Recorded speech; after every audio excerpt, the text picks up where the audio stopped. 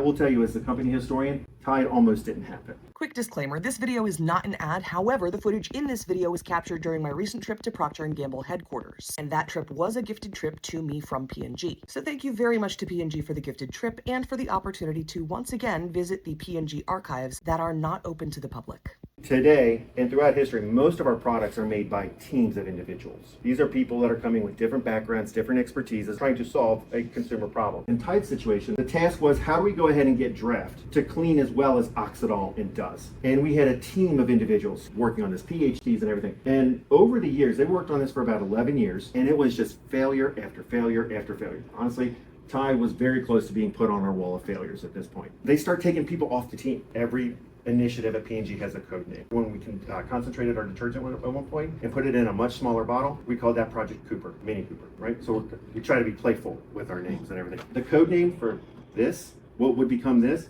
was Product X. And we actually have the box on the table over there. But eventually there was just one guy left working on the product. His name was David Byerly. David is this kind of an individual. Technologically, he's a genius. He's great. He's a formulator. He understands all the science. But David is also tenacious and persistent. He's the guy that does the New York Times crossword puzzle with ink. And eventually, he realizes he's been making an assumption. I've been trying to figure out how to formulate this thing using the ingredient classifications of surfactants, builders, fragrance, all this, using the ratios that we've always used in soaps. Why am I hamstringing myself like that? He's like, what if I just kind of switched it all around and tried something completely out of left field, completely out of the blue. And then he went ahead and he ran the tests. And what he found is that the science of the day said, David, your new formula should turn this little blue box into a brick. It should be as hard as a rock, but it didn't. And when David went ahead and tested that against all of our best-selling products of Oxidol and Does, this little blue box was going off the charts in terms of how clean it was getting products. It was this unintuitive leap that made David try this approach. So sometimes you just kind of get to the wit's end. Let's think outside the box. And so David did that, and immediately we understand that we've got something special here. This is 1946, but I will tell you, as the company historian, Tide almost didn't happen. David actually had to take his research underground. Project X was a canceled project. David continued working on it. He had an arrangement with his manager. His manager said, if you get everything done, you can work on Project X. So we're not going off the books completely. And when David came up with this solution, it was brought to our chief executive officer, and he said, we've been struggling. We've gone through the Great Depression, which was very tough on everybody. We went through World War II, which was even harder on everybody. He's like, we need something new to really spark growth within this category. And he's like, this guy's come up with this thing that's actually got these cleaning scores off the charts.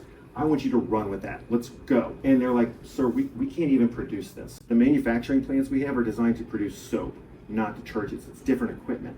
And it's going to take us a while to build. How much time do you need? It's going to probably take us like 5 to 7 years. It's like, you've got a year and a half. I want this on the shelf in a year and a half. And they're like, we can't do it. They're trying to scare him back to reality. And so the guy that gives him the cost estimate actually says it's going to cost, he just picks a number out of the air. The number he picks out of the air is everything that P&G made the year before. It's our total net earnings from the year before. It's going to cost this much. And the CEO says, here's a blank check. Do it.